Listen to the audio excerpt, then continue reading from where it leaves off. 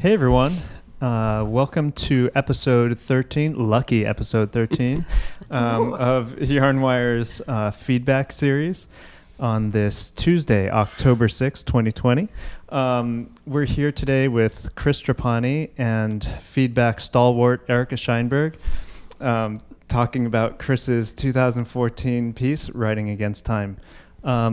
As always, if you have questions, please email us at feedback@yarnwire.org or join the live chat on Twitch, YouTube, or Facebook. All right, with that, I'll turn it back over to you, Erica, and we'll get started. All right. So as Russell was saying, we're going to focus today on writing against time. And I'd just like to start at the very beginning. Chris, how did you come to write this piece for Yarnwire? First things first, it was a commission from associated with a prize that I won, the Yazak Prize. And, I had already seen Yarnwire a couple times in New York at that point. I'd already been living here for about 2.5 years, maybe, when I won the prize. And so I'd gotten to know these guys a little bit. And once the commission came through, started thinking about what I'd like to write, what kinds of sonorities would be involved. And this is what emerged. And were you... I forgot Russell, about the prize, actually. Yeah. If I could just say something about that. There was the Yazak Prize that we were selected as an ensemble to do, to administer. We got all these different score samples and audio samples from around the world for someone to write us a new piece, which was, a great honor and really, really awesome. And out of that, we just, Chris has emerged. We didn't know him too well at the time, but, out of all the examples, we all voted on his piece, on his music. And so it just kind of happened like that. That's great. Yeah. And Chris, were you a graduate student at Columbia at the time? Was that what brought you to New York? Oh, that's right. Yeah, I came to New York in 2010, so roughly 10 years ago, and started my doctorate at Columbia. Okay. And to what extent was the process of composing the piece collaborative at all? Were you in touch with Yarnwire while you were kind of thinking about the piece? Oh yeah, we were in touch a lot. We definitely had at least one session where I came over to their studio in Ridgewood and recorded some samples, a lot of percussion samples, also some piano stuff. And we also, talked a lot about the format in which we were going to present the piece. I remember having a lot of conversations with Russell about that. And then the piece was premiered at Issue Project Room in May of 2014. Is that right? Mm-hmm. And That's great. I actually was thinking we should just start towards the beginning of this conversation with a clip from that performance, a really nice video. And I think we'll watch about the first 3.5 minutes. And afterwards, I want to just ask all of you, Chris, and also all the musicians to sort of talk about what we will have seen in the clip. But I want to, preface this clip by saying that you said elsewhere that this first section of the piece is something that you wrote sort of originally before you even got into the idea of writing against time. Is that right? Yeah, I think that's true. And do you want to talk about the Buddy Holly song that kind of inspired the beginning of it before we listen? Oh, sure. Yeah, well, it's kind of an homage to the Buddy Holly song "Every Day," which, I'm sure many people out there know, and it's got this very distinctive sound to it because it's, well, for one thing, there's a celesta that plays on it, so all these ringing sonorities, and also instead of a drum set or any kind of percussion, there's just a ticking that continues throughout the whole song, which I think is. I used to know what it was. Someone in the studio tapping a box or something. Mm-hmm. And so that's always been, one of my favorite early rock and roll, somewhat experimental, I would say, sonorities. And so this is an homage to that. And maybe the twist in the beginning of Running Against Time is that all of the pitched material is in the percussion and all of the noise material is in the pianos.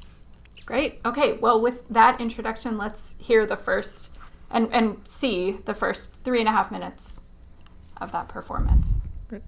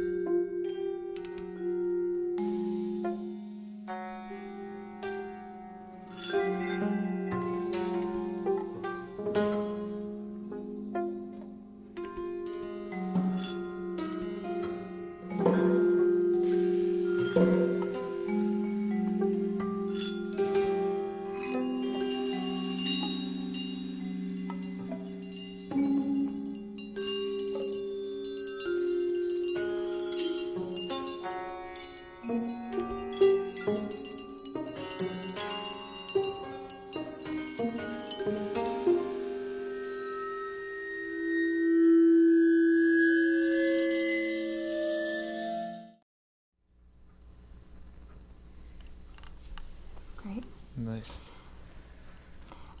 So let's talk a little bit about what we just heard and saw.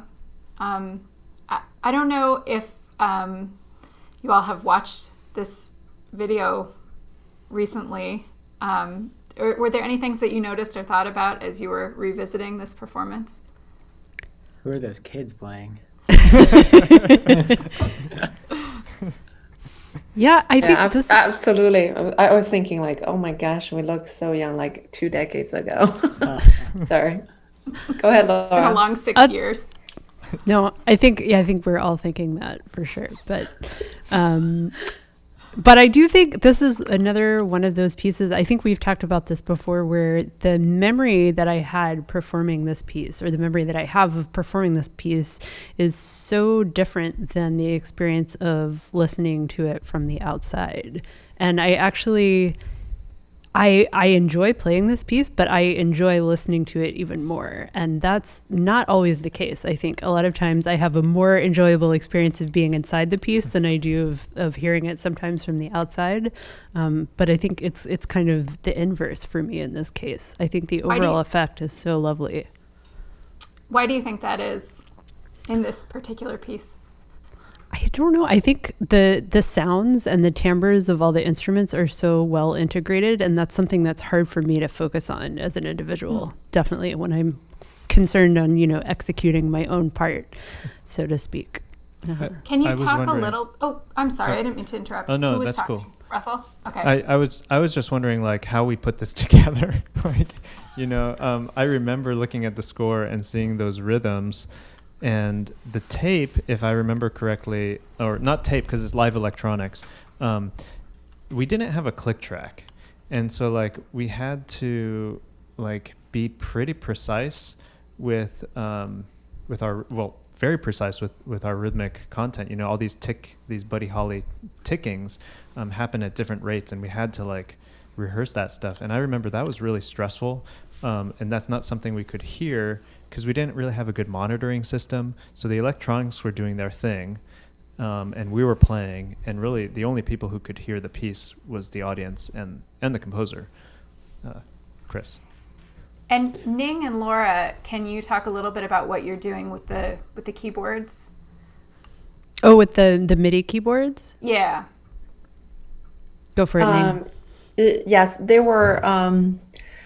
So I'm also thinking about this because the sounds that combined was very magical, but I remember quite stressed out about playing those keyboard samples at the precise moment because there was tiny delay with the synthesizer with the triggering the samples and just lining that up, and also hand percussion on various parts of the piano. And so just thinking of all that. But there were various sound samples that Chris had, those really tinkling, sort of sparkly sounds that Laura and I would play one key, and then it triggers sort of a cascade of sounds, all non-pitched percussion sounds. Mm-hmm. Am I right, Laura? Yeah, that's what I remember. Those really beautiful, like you said, those metallic sort of effervescent sounds are all being triggered by the MIDI keyboards. Yeah. It's hard when watching the video to get a sense of where some of those sounds are coming from. But I think that's part of what's interesting about watching it, in addition to the sound that's created, just kind of the mystery of where these sounds are coming from. Definitely. Yeah. Before we move on, and the next thing I want to do is really talk about this idea of writing against time. But before we go there, can we talk a little bit about the space of this premiere performance and your relationship with Issue Project Room? This was a performance that took place in the context of a series, right? Your Yarnwire Currents series. So I'd like to just hear about that series and sort of how you conceptualized it and how this performance kind of fit into the context of that series. Ian, do you remember how this one was? This part of Currents actually? Yeah. Yes. Wasn't it? It was. I think it was Currents 2. I actually can't now remember what else was on this concert. Was it Oyvind? Pete Swanson. Pete Swanson. So I think what happened was that this was right. Our first Yarnwire Occurrence concert was in December of 2013, which was Thomas Meadowcroft and Marianthi Papalexandria, who we had last week. And then we had this concert with Chris's piece, the premiere in May, and another piece with Pete Swanson, who came from our earlier issue project residencies. And then we decided when we were releasing the record that we really loved the performance of Chris's piece, and we just wanted to include it. We put it on the record because it is an example of the type of work that we do on the current series. I have a question. Yeah. Did we call the concert Yarnwire Currents, or did we start that with the record series? That I don't. It seems to me I'll tell you, when you look on the internet, Yes. the traces of that concert that remain on the internet suggest that it was part of the Yarnwire Currents series. Great. Perfect. Done. I don't know. I think the numbering got weird. Yeah. Yeah. I think that is correct, though. Yeah. It was Yeah. year one, maybe the second Okay. concert of year one. Yeah, we Yes. weren't too finicky about that. How did you establish a relationship with that venue in the first place? It was through a residency program initially. They have a series of artists in residence every year. And I think we were one of the artists in residence in either 2011 or 12. I can't remember which year. I think it's 2012. 2012. Yeah, I think so. And then this, that residency I think was maybe unlike many of their other residencies, which were more centered around like creators of work, like sole creators that would create and then produce their own work in that space. And ours was centered maybe more around collaboration, where it was a collaboration between us and composers.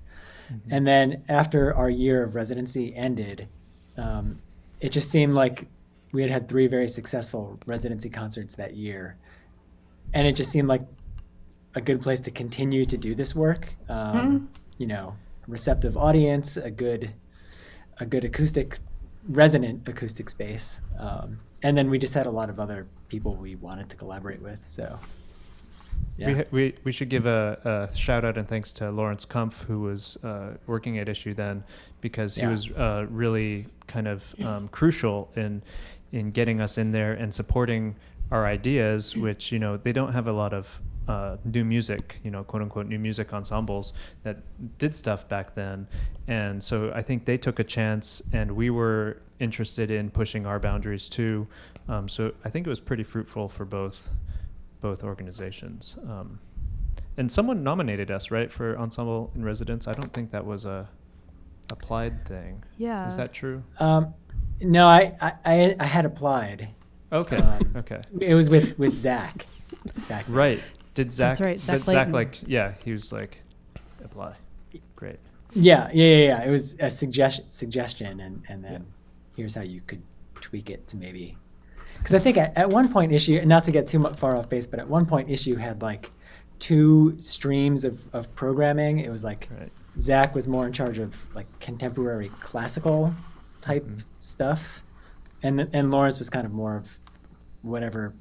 I don't even really know how you describe it, more outsider experimental work. And then over time, it seems like they've focused more on that. Yeah. But. All right. Let's talk about the piece now in a little more depth and kind of the ideas behind the piece. Chris, you have written in your program note, and you've talked about the piece elsewhere, that writing about time is about stopping time. And you say the sensation in an enveloping present, prolonging the wonder and enchantment of a new aesthetic discovery. That's one of the things that you've said about this piece. And my understanding is that the inspiration for this piece came to you as you were reading Michael Clune's book, Writing Against Time. Clune's an English professor at Case Western, and he published this book in 2013 with Stanford University Press. How did you come across this book? How did you end up reading it? I was asking myself that earlier today, and I think the answer is I went to a lecture at Columbia given by the author Ben Lerner, and Ben Lerner mentioned this book, and I was curious, and with great library access, I checked out a copy from Columbia Library, and yeah, I immediately thought that, I mean, first of all, here was an idea that had a real emotional resonance for me. Like, this is a familiar feeling, right? We look at something new and it's totally enchanting, and then it maybe gradually wears off. And so what can we do to reinvigorate that initial confrontation, that sense of wonder you get when you first look at something? And Michael's book, he talks about some writers like Nabokov and John Ashbery and how they confront this problem. And I just kept thinking, well, how would you do this musically? Mm-hmm. I think this would be a good time to play. We have a clip from, actually, it was a pre-performance conversation that you had before that premiere performance with Michael Clune, who you invited to come to the performance, which was really cool. And he read some passages from his book. So let's watch that clip now. Time poisons perception. No existing technique has proven effective at inoculating images against time. The problem is familiar. The more we see something, the duller and feebler our experience of it becomes. In a review of recent neuroscientific studies, David Eagleman describes strong evidence for a process that will be intuitively obvious to everyone here. The first time we encounter an image, our perceptual experience tends to be richly vivid. Repeated exposure leads to a dramatic drop-off in vivacity. And this is Eagleman. With repeated presentations of a stimulus, a sharpened representation or a more efficient encoding is achieved in the neural network coding for the object. Once the brain has learned to recognize the image, it no longer requires the high metabolic costs of intense sensory engagement. This efficiency has clear evolutionary advantages, but it means that we are subject to an incessant erasure of perceptual life. No sooner do we catch a glimpse of the shining colors of the world than they begin to darken. Time's threat to perception may seem less pressing than the death and aging with which time menaces the organism. I think what struck me, is that when we learn to compose and we learn to analyze music, it's totally the opposite. You have an idea and you establish it and you repeat it. And through repetition and recognition, you delineate some kind of form. And this seemed to just fly in the face of that and immediately attracted me as an idea. It's interesting because when I was hearing him speak about the way that the aesthetic experience fades after that initial encounter, there were so many ways in which that didn't resonate with my own experience, right? And it really made me think about how differently different people interact with the art that they love, right? So it opened my mind to this different way of thinking about art in general and music, maybe in particular, that there's so much that we learn through repeated listening. You've actually said that about your own works, right? That you really think they like a lot of great literature or whatever it is, right? That when you when you listen repeatedly, when you study a work, when you give it that time, and you revisit it, you discover different things, right? So it's so interesting that there is this sort of argument that he's making and music seems to resist the stopping of time. So it's like a challenge, right? But I'm wondering if you also had that reaction, that this is maybe not the only way to think about the aesthetic encounter. Certainly. I mean, certainly it's not the only way. We can think of many examples of pieces that, maybe even didn't appeal to me the first time that I encountered them, and then you uncover layers of things. But I think it is a dynamic that rang true. And, it's worth saying, like, another thing that sealed the deal on Michael's work for me is right about the same time he published Writing Against Time, he published another book called Whiteout, which is his personal memoir of being a heroin addict. And there are these, it's not entirely separate, the two streams. And that idea of addiction and obsession and a kind of a kick that is prolonged for a certain period of time. Yeah, I think it's a way to experience things that is not necessarily the standard one. So can you talk through some of the ways in which music is time resistant, or the way that your piece resists time? Sure. Well, I think the main thing that I try to do,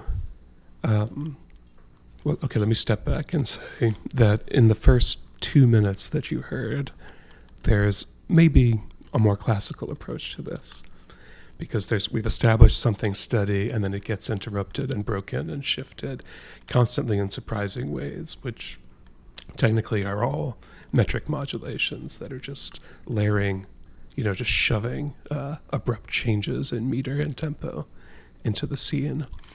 There's also some timbral transformation happening. But from a broader perspective, my goal in the piece is to kind of always keep things enchanting on a surface level. Like, I resist the idea of developing much material. Part of the conceit is that maybe you could pick up the piece 14 minutes in, and you're no poorer for having missed what came before. It's rich wherever you immerse yourself in the piece. And I think the main tactic I used is to try to keep the timbres surprising, so that wherever you drop the record, it's only in a momentary episode of a minute or a minute and a half. And that said, there'll be a minute where the percussionists are playing umbiras, and this is followed by a recording of drums from the street in New Orleans. But they are not really juxtaposed. One bleeds into the other all the time. So there is a sense of constant transformation, but through a really weird landscape of diverse sounds. It seems like disorientation is important to this, right? Feeling untethered, unmoored, not having a sense of where you are on the journey kind of makes time less meaningful in a sense. Maybe a lack of a beginning, a lack of an end. It's definitely supposed to render kind of meaningless that question of where are we in some kind of linear development here. Yeah. So how are you thinking about, and I would want to turn this question over to the group as well. How are you thinking about the experience of the audience who come to a concert expecting to feel oriented? Is part of, is it like a challenge to the listener? And how much information do you give them about what their mindset should be when they approach this piece? How important is that? I mean, my answer to that before you guys get into it is it's really more about the surface level of details. And if you let yourself kind of be enchanted by that and not worry too much about where you are in relation to whatever material came before, then that's the way to experience this piece. For those of you who were learning to perform this piece and rehearsing it, how did this resistance to form and conventional form shape the way that you were learning the piece and conceptualizing it as you were going?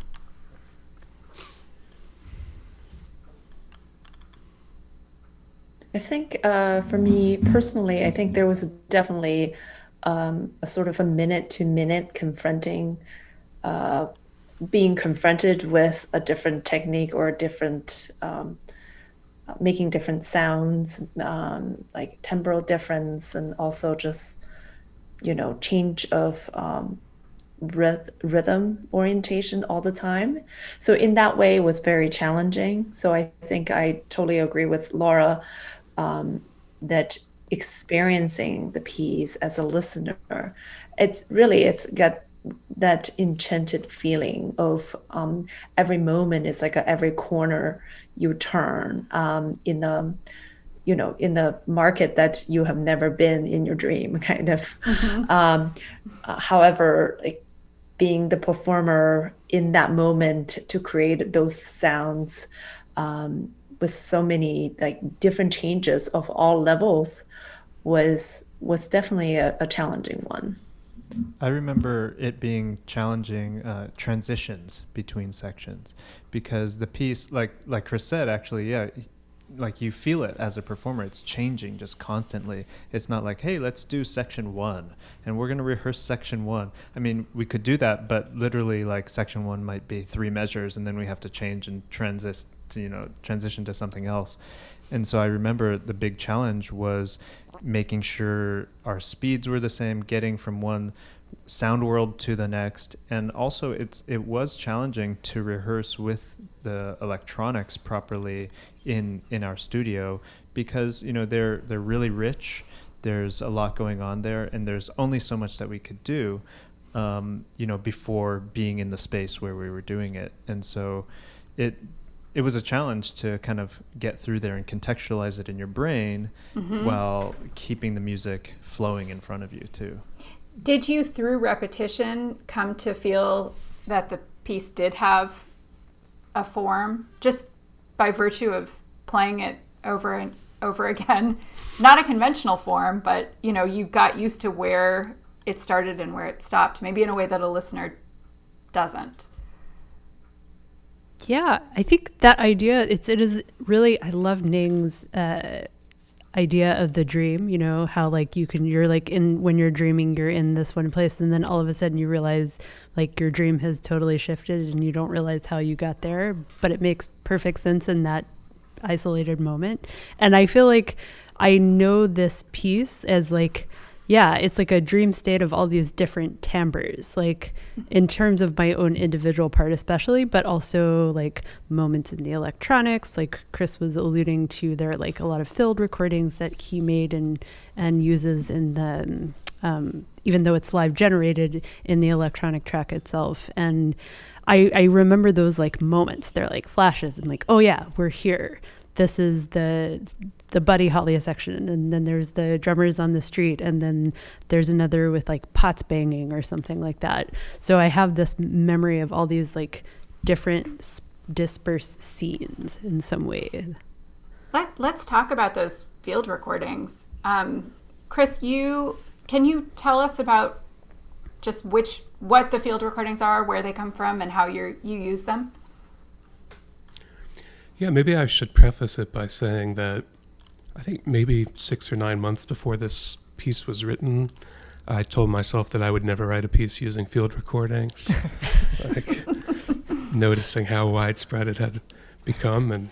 And then, of course, I just dived right into it. And so that said, these are recordings that were not, like I didn't go out there with my Zoom and try to capture things in a beautiful way. These were just odds and ends that happened to be in my collection already that I decided to work into the piece. One of them is taken on the streets in New Orleans, and it's which is where I'm from, and it's sort of typical bambula drum beat, some people dancing around. So that comes in, and again, sort of like Laura says, we weave into it, and then it's dispersed, and then we come out of it. But maybe the more memorable one in this piece was taken in Istanbul. I happened to be living in Istanbul back in 2013 when the Gezi Park riots happened. And so, and I was living actually very close to Taksim, which is the square which was the sort of the center of this event. And something that happened is there would be people marching down the streets, and all of the housewives of Istanbul would lean out of their windows and bang on pan. You know, I was already using a lot of metallic sounds that had this sort of polyphonic density to them. This seemed to fit in with that very well. And also with a lot of, the fact that we were performing it on May 1st, and it seemed like a great day of solidarity. Also, the piece is dedicated to my Turkish wife. So. Do we have a clip from this section? Yeah, of the I think we piece? do. That would be Yeah. great. Let's listen to that.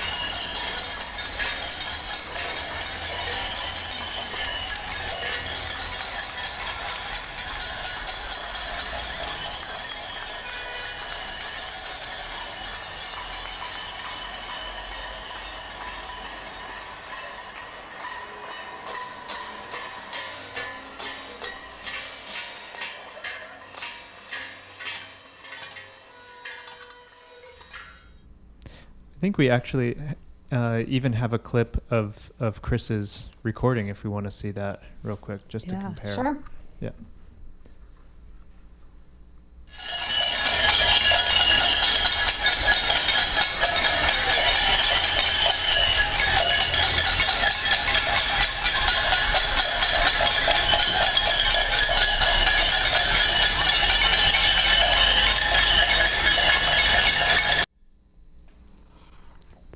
That clip gives us such a clear sense of place, right? But it also gives us a sense of space, the way that you're surrounded by and kind of enveloped in that sound. In the performance, were the loudspeakers positioned in a spatial way?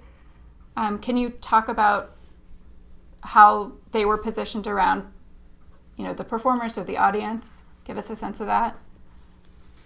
Sure. It's very simple. There are just 4 speakers, so there are 2 in the front and 2 in the back. And In the back of the audience? In the back of the audience, yeah. Okay. And in fact, Issue Project Room is just a perfect venue for that kind of audio setup. You don't need any more speakers. It's small enough. It feels totally enveloping with the acoustic that space has. And so, yeah, at the time when I was finalizing the electronics, we knew that's where we would be, and we kept that in mind. But yeah, it allows me to play with a sense of depth, and there's a lot of that in the piece. There are things that start with the ensemble and move around and gradually envelop the audience. There are jump cuts between front and back, all sorts of things.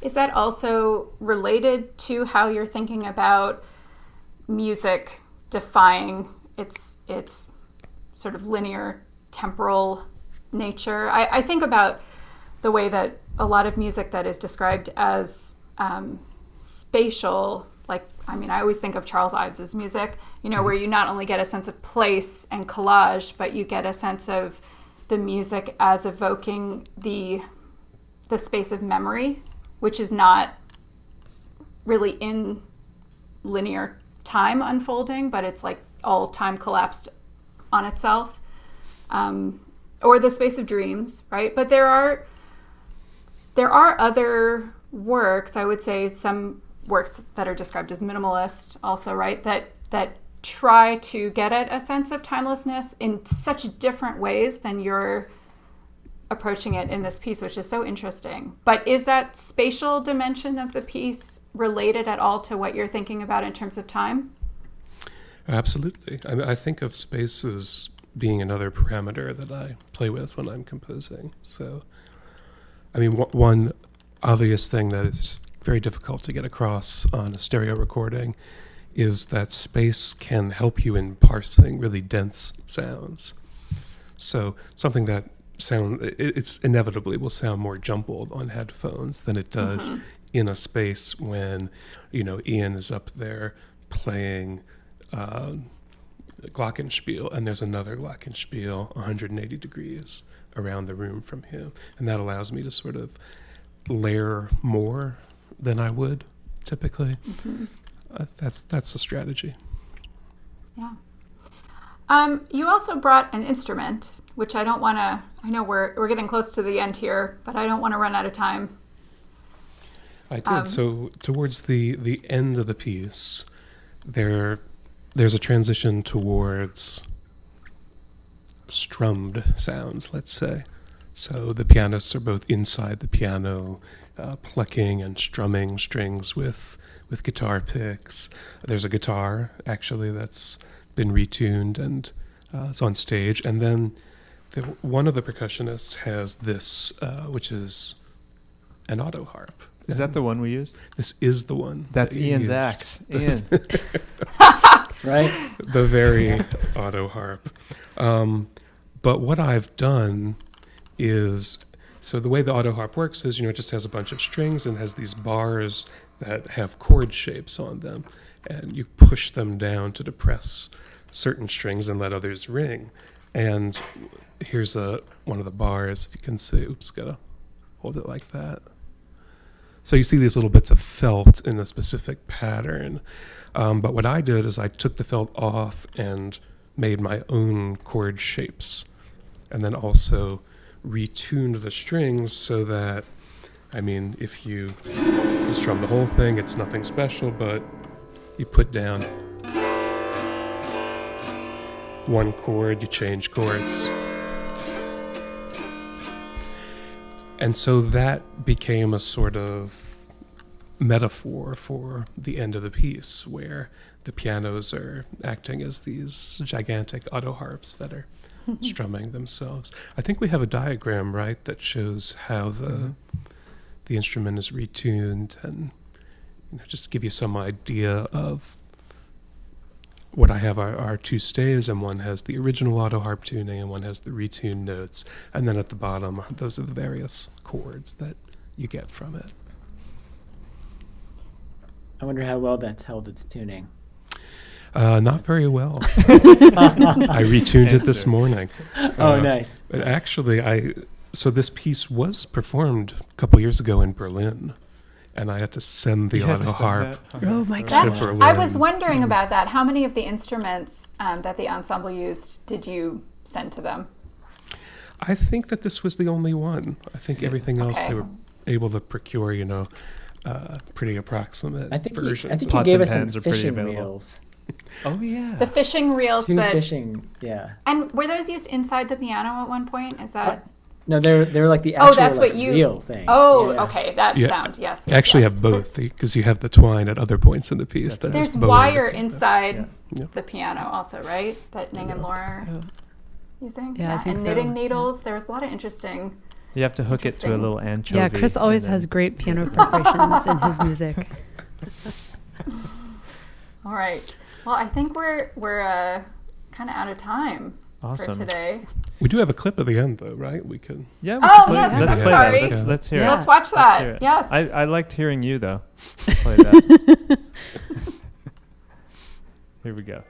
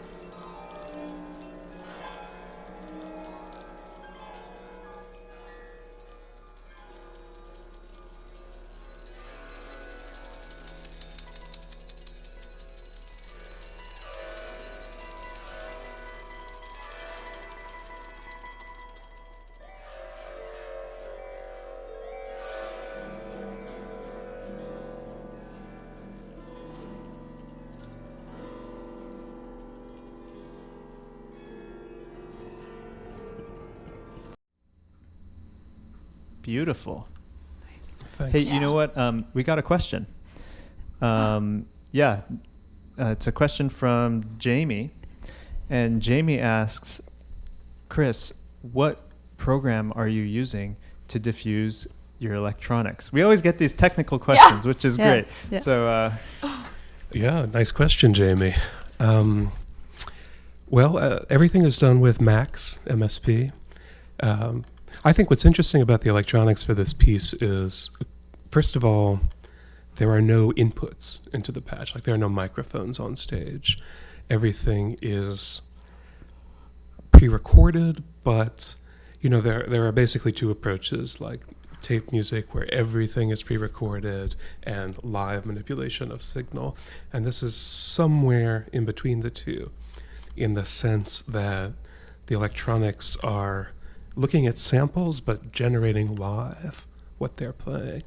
And for me, that was really important. And also, in terms of, we were talking earlier about how we put together the beginning, it created some problems, because I would do things like, for those ticking sounds, I would build in a certain, like, maybe 10 millisecond window with each tick, so they would never be completely metronomical and to and now computer you tell us. sound. I don't think we knew that at first. yeah, I mean, with such highly trained musicians as us, Tricks of the you trade. can't be doing But